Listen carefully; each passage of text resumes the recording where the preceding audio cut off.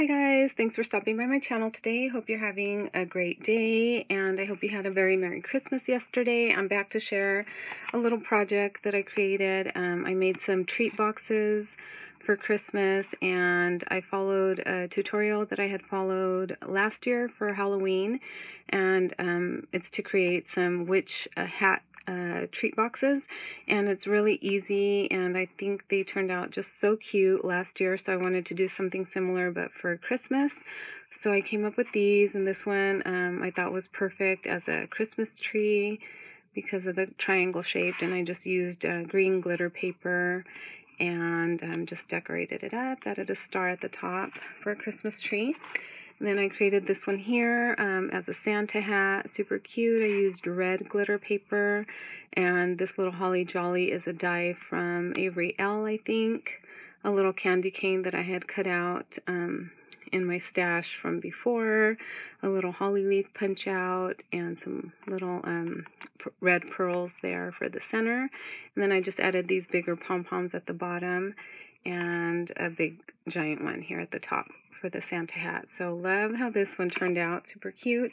And then I created a couple just winter hats using the Santa Baby paper collection by Prima and Frank Garcia. So I just made a pink base for these using regular cardstock, and then I layered some of the pattern paper from the collection. I had run out of the bigger pom-poms for the bottom here, so I added crepe paper and just layered some smaller little white pom-poms there at the bottom. I fussy cut the Santa from one of the papers and added some stickles, and I die cut the word Santa using glitter paper. Added a little snowflake and bling there, super cute.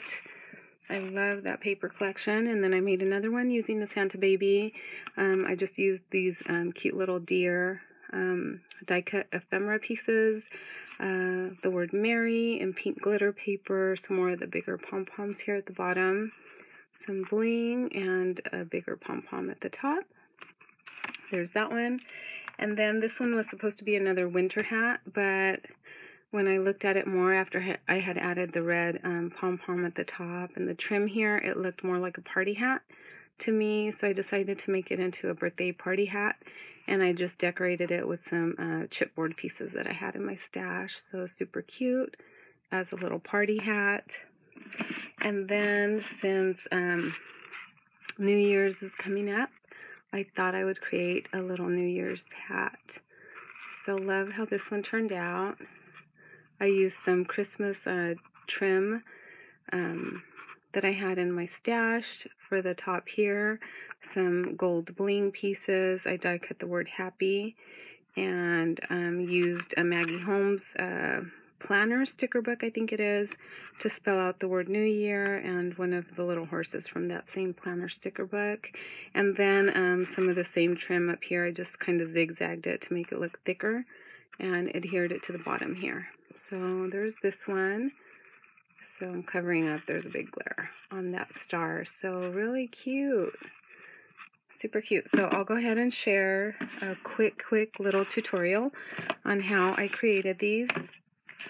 And hopefully you'll give them a try. They're really fun, super easy, which lately I'm all about the easy projects. So you'll need a paper trimmer, scoring tool, and one 8.5 by 11 piece of cardstock. For the tutorial, I'm just using regular copy paper, but I did use just regular cardstock for the bases, or the 1 10-pound cardstock works as well, or just regular pattern paper.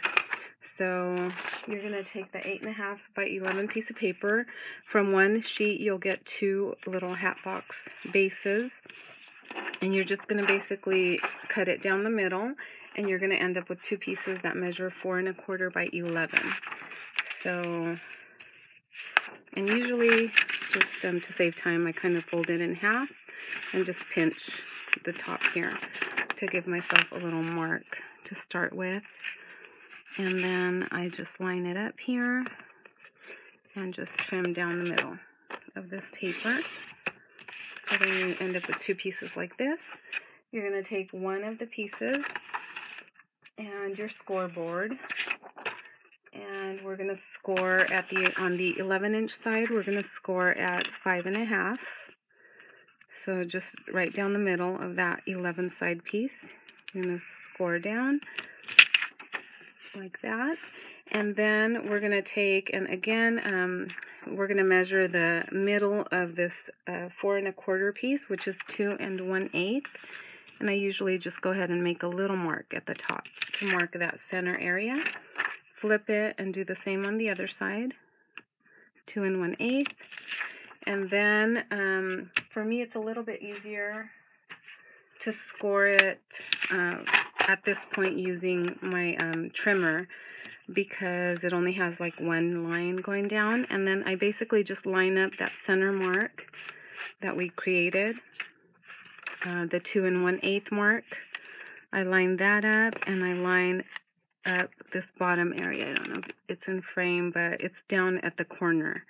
So the top middle area that we marked and one of the corners, and we're going to score to get our triangle shape. Okay, and then you're going to turn it and do the same on the other side. Again, that center piece, or that center mark, down to the corner in the middle there. So then we get a triangle shape there. And we're going to do the exact same thing on the other side. Score that. And I've got a piece that I've already done in some pattern paper here, so you can see that. So I basically just, scored the triangle shape on this side, flipped it, and did the same thing here. And then you're going to fold along all the score lines, the middle, and then the side ones.